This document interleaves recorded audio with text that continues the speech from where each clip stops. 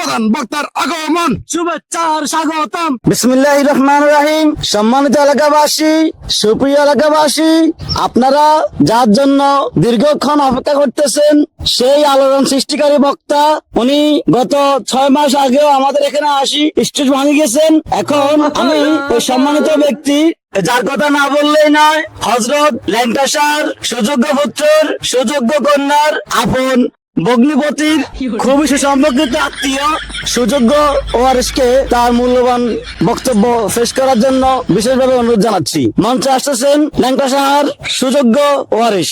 এই প্রধান বক্তার আগমন, শুভেচ্ছার স্বাগতম। প্রধান বক্তার আগমন। শুভেচ্ছার স্বাগতম। মানে রাহিম, ধন্যবাদ আপনাদেরকে আবারও আমাকে সুযোগ করে দেওয়া। তো যাই হোক, গতবারে বলছিলাম আমি মানুষের উপকারের কথা, যে মানুষের উপকার করলে এই জীবনে মানুষের বাঁশ দেয়। আমি বয়ানটা করছিলাম ঠিক আছে, কিন্তু মানুষও তো আর বাঁশ খায়নি, বাঁশটা আমিই খাইছি।